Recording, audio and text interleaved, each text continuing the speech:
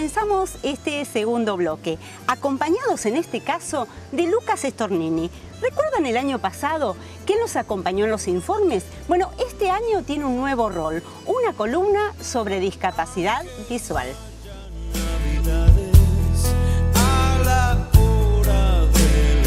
Y bueno, un placer para mí estar formando parte de esta nueva temporada de Con Otra Mirada, temporada 2014, en este caso, como vos decías, en un nuevo rol, ¿no? Dejando los informes y pasando, en este caso, a una columna, así que también te agradezco por esa posibilidad. En el primer programa vamos a hablar del sistema Braille. Tal vez muchos lo escucharon nombrar, creo que es una herramienta bastante difundida, pero nunca está de más saber un poco y sobre todo mostrar, ¿no? Que eso es una de las ventajas también que tiene la tele.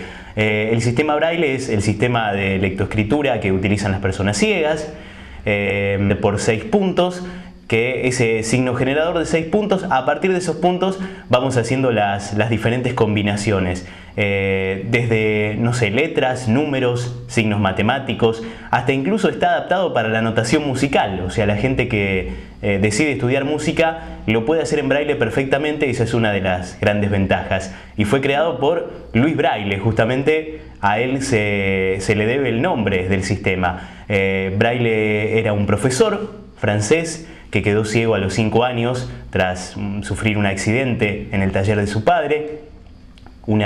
Se clavó un punzón concretamente mientras jugaba, sufrió una infección en un ojo que después se extendió a otro y le causó una ceguera total e irreversible.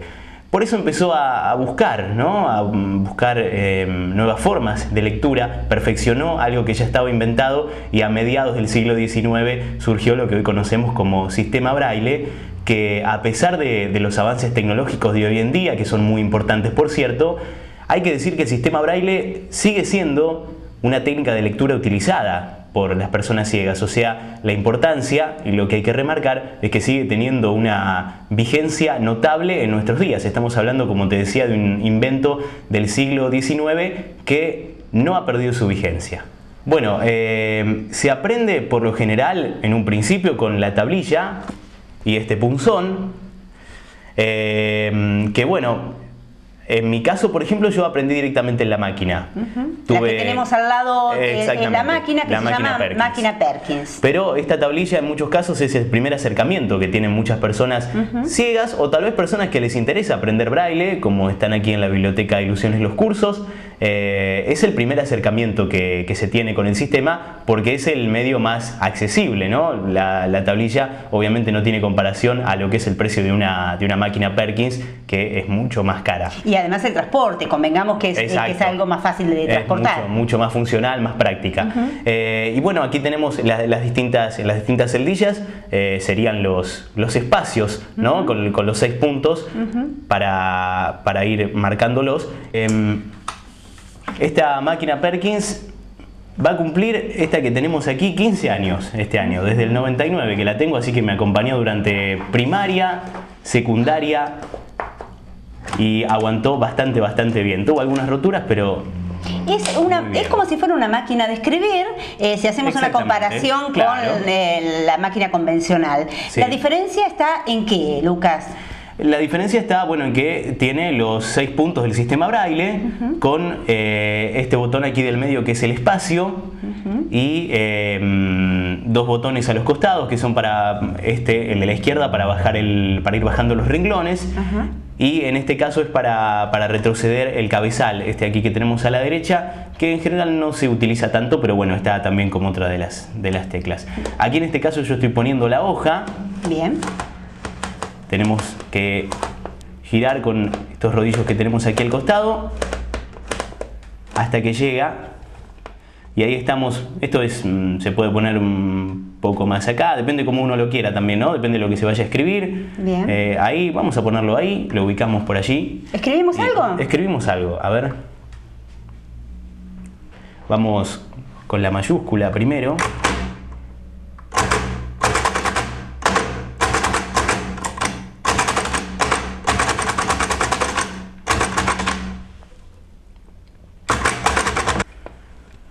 Bueno, vamos a leer. Exactamente, porque si no va a ser un poco complicado. Grabando la columna de Con Otra Mirada. es lo que escribimos. Bueno, obviamente, si bien con la tablilla se adquiere un cierto ritmo, ¿no? Si uno practica, la máquina es bastante más rápido. Yo ahora lo escribí un poco más despacio para que se pueda apreciar mejor, pero uno adquiere, con la práctica adquirís una velocidad bastante importante. Esta máquina, a mi criterio, es una de las mejores. Hay otros modelos de máquinas Braille que son de otros materiales, son un poco más livianas, eso sí hay que decirlo. Pero a mi forma de ver me parece que la Perkins sigue siendo la mejor, la más resistente, la más duradera, aunque la desventaja es el peso, ¿no? Es un poco más pesada que las demás. Nos reencontramos el próximo programa ya metiéndonos de a poco en la informática y en las nuevas tecnologías. Continuamos con el relato de Liliana. Ella nos va a contar acerca de su intervención, el bypass gástrico.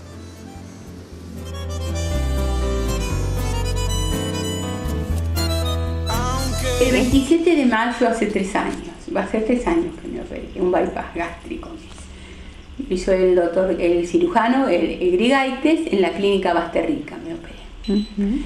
Y le agradezco, pero desde el alma, de toda mi vida, a la doctora Mariana Laborde, que fue la que me decía: operate, Lili, operate, que es la endocrinóloga que está en Tandil. A ella le tengo que agradecer, pero ¿sabes cómo? Porque ella fue la que me decía: Lili, operate, porque veía que no daba más.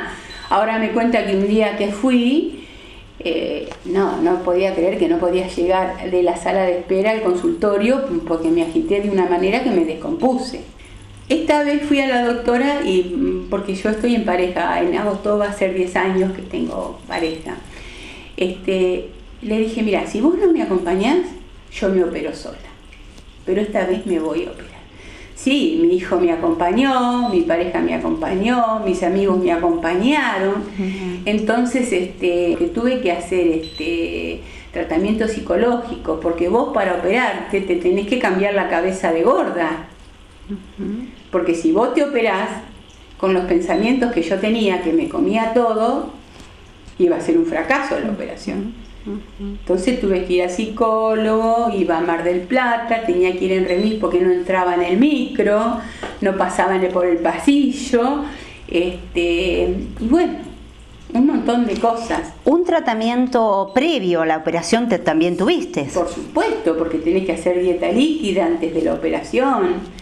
Tenés que... un montón de cosas, pero ¿sabes qué pasa uno cuando es obeso? Mucha gente tendría que decidirse a operarse, porque no es tan terrible.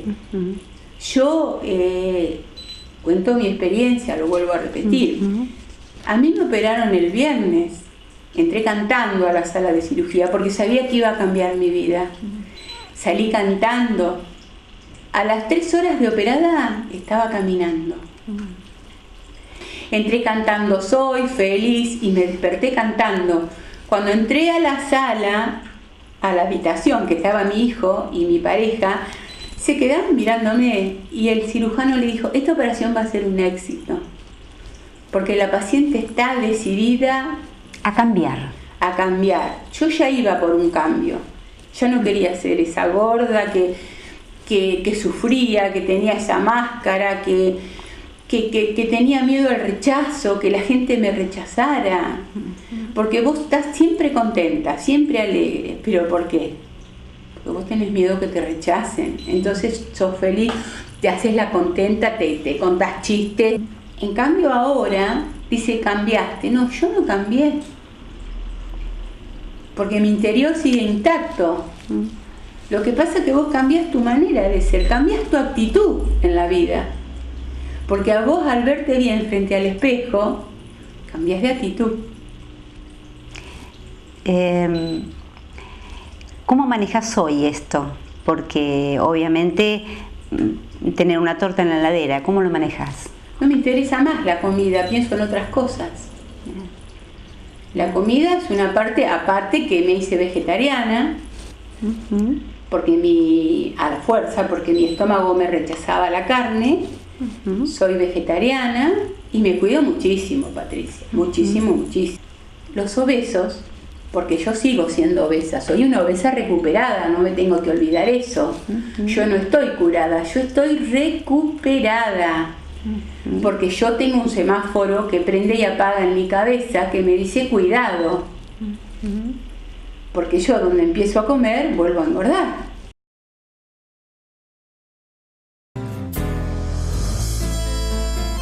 El segmento legal nos acompaña en la temática de la discapacidad. En este caso, la doctora Coranita Ambusi, abogada mediadora de nuestra ciudad, nos habla de un tema en el aspecto legal. Aunque no haya navidades. Tenemos como la norma madre, que es la Convención Internacional de los Derechos para las Personas con Discapacidad. Es importante, desde el plano jurídico, comentar que esta es la primera convención internacional en que la Argentina como Estado forma parte, como miembro redactor de esta convención. Todas las convenciones anteriores Argentina adhirió, en este caso formó parte, como miembro redactor de la convención. Esto, más la Constitución Nacional de 94, que incorpora nuevos conceptos de derecho, y la Constitución de la Provincia de Buenos Aires, es el gran marco. A partir de allí, por supuesto, nace el concepto por la 22431 y también van naciendo el resto de las leyes especiales. Pero el gran marco normativo lo tenemos del año 2008. ¿Qué significa tener una convención? ¿Qué significa esto para quienes transitan este rango de la sociedad? Significa concretamente de que existe un marco normativo que es obligatorio para los estados partes. ¿Y qué quiere decir obligatorio? Que los estados partes deben adaptar sus legislaciones y deben idear políticas activas, positivas, en virtud de este marco normativo. Y bueno, derecho es la potestad que tenemos todas las personas por ser personas desde el concepto jurídico. ¿Y el beneficio? ¿Qué es el beneficio? El beneficio es un reconocimiento, ¿sí? Es un plus que se me da, es una compensación. Las personas con discapacidad tienen derecho por ser persona y aparte gozan de beneficios. Esto es la compensación especial, el reconocimiento especial. No carecemos en el sistema jurídico nacional y mucho menos en el internacional, no carecemos de leyes, no carecemos de resoluciones, muy por el contrario. Creo que la única carencia que hoy hay es que estos derechos sean efectivos. Hoy la accesibilidad se entiende desde dos aspectos, incluso hay normativas al respecto, que tienen que ver con los obstáculos físicos concretos. Ejemplo, el acceso a un edificio público, ¿sí? El acceso a un edificio privado, una rampa, una plaza con determinadas características, el colectivo con la rampa especial para el acceso. Pero también hoy se habla de accesibilidad a los medios de comunicación y existe concretamente una ley que tiene que ver con la accesibilidad a los sistemas informáticos y a la publicidad a través de estos sitios digitales. Es una ley de carácter nacional donde dice que todas las páginas web o toda la información que venga de este modo tiene que ser accesible tanto desde el entendimiento como desde la herramienta digital. Y por ejemplo, si yo soy una ONG que tengo un subsidio y que trabajo en temas de discapacidad, o si yo soy un proveedor del Estado que también tengo un sitio web, estoy obligado a respetar la accesibilidad desde este lugar, desde el acceso a la información para las personas con discapacidad. Me parece que esto es como una vueltita de rosca. Siempre pensamos la accesibilidad como el obstáculo físico. No, también hoy se entiende la accesibilidad desde este punto de vista. De lo laboral, hoy ¿qué escucha uno todo el tiempo? La ley del cupo, la bendita ley del cupo, que no siempre se interpreta, a mi modo de ver, en forma integral y que tampoco la terminamos de conocer. Hay una ley del cupo a nivel nacional y hay un nivel de cupo a nivel provincial. Ambas encuentran muchos puntos en común. Y básicamente cuando uno habla de ley del cupo, todo el mundo habla del 4%, del 4%. ¿El 4% que es el tope o es el mínimo? El 4% es la base. Uno puede tomar más del 4%. Uno puede tomar más del 4%. ¿Mm? ¿Y qué pasa? Esta ley, ¿para quién es aplicable? ¿A quién le debo exigir el cumplimiento de la ley del cupo? La ley del cupo es exigible primero para los estamentos estatales, para los 3 poderes, para el legislativo, para el ejecutivo y para el judicial. Pensemos que acá en Tres Arroyos, ¿cuántas dependencias del Estado, nacional y provincial existen de carácter administrativo? En estas dependencias locales, ¿se considera esto? Bueno, es una buena pregunta. La otra cuestión es, ¿solamente para los entes estatales, para el empleador estatal? No, por ejemplo, la ley de cupo nacional habla concretamente que son también para empresas del Estado, para concesionarias privadas. Todo aquel que se presente una licitación y que acredite que dentro de su staff de personal tiene incorporada personas con discapacidad, esto le suma puntos en cualquier concurso. Entonces, si yo quiero ser proveedor del Estado y acredito ante el Estado que tengo dentro de mi staff de personal personas con discapacidad, obviamente todo esto acreditable, me otorga puntaje respecto de otra empresa que esté compitiendo por el mismo pliego. Por ejemplo, son beneficios concretos. Y cuando estamos hablando de beneficios para el empleado discapacitado, no, también beneficios para el empleador. Y así hay desgravamientos o exenciones para el empleador, que los tenemos a nivel de provincia y a nivel nación. Concretamente, hay descuentos en ARBA, ¿sí?, por ingresos brutos, hasta el 50% del salario neto que percibe ese empleado se descuenta de ingresos brutos del periodo, de la declaración de ingresos brutos. También hay exenciones impositivas en el impuesto a las ganancias. También hay exenciones en los aportes patronales durante el primer año. ¿Para qué tipo de empleados? ¿Para los contratados o para los que son de tipo indeterminado? Para cualquier tipo de empleado. ¿Estos beneficios son para todos los empleados? No, son para algún tipo de empleado. Por ejemplo, servicio doméstico que tiene un régimen especial, no. Sí para el resto de los empleados en general.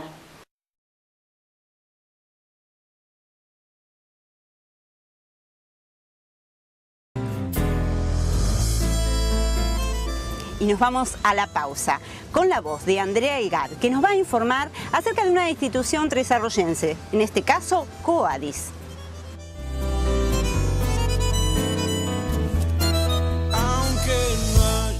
COADIS, Despertar. COADIS, la Comisión de Ayuda al Discapacitado, dio nacimiento al taller protegido Despertar. Tiene como finalidad la producción de bienes y servicios. Este taller está integrado por trabajadores discapacitados físicos o mentales, quienes fabrican, para su posterior comercialización, bolsas de polietileno, escobillones, escobas, cepillos, etc. El taller protegido funciona en Viamonte 143. Los teléfonos para comunicarse: 02983 43 3905, 42 5456, 42 5740, 42 4481.